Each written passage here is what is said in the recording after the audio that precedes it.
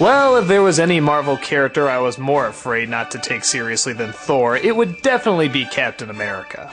Not only was his design so silly with the bright blue, the giant bullseye, and the little wings on the side of his head, but there was already a movie made in the 80s that looked like it was made in the 70s that, big shock, was not very good. In fact, there's even a Nostalgia Craig review of it.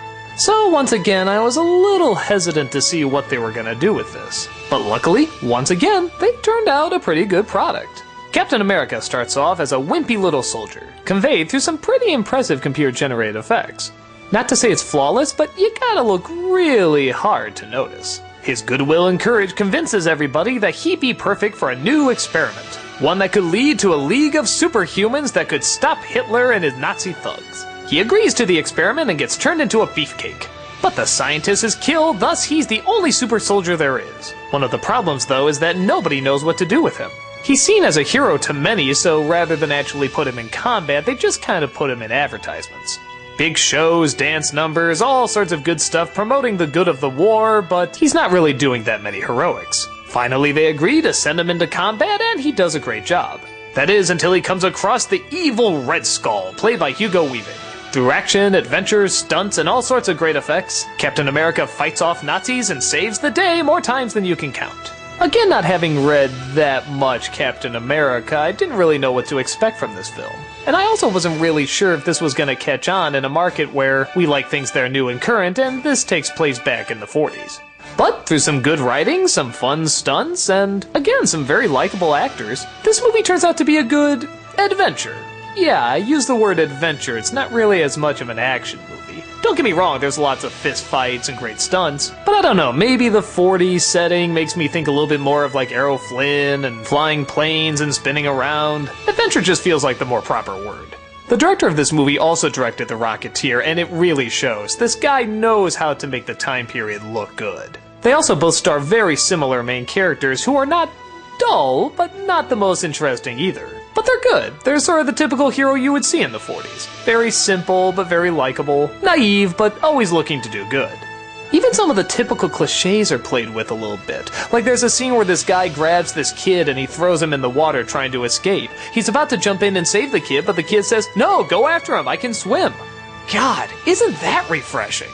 The Marvel movies really do seem to have this great technique of taking cliches that exist and either playing with them or only taking the best aspects of them. The ones most people are tired of, they kinda say, yeah, we're not doing that. We know you don't like them and we know you think they're boring, so we're only gonna stick to the ones that are classic for a reason. And this one does have a lot of the classics. The bad guy with the disfigured face, the triumphant symbols of America everywhere, the heroic stunts, the mad scientists, all that good stuff. It's lighthearted, but it doesn't steer away from some heavier moments either. When somebody dies, it really feels like they die. And when some characters are separated by a long distance or even time, you do feel legitimately bad. If I do have one major criticism of the movie, it's with the villain. I know it sounds strange, but this is the one thing the 80s film actually did better.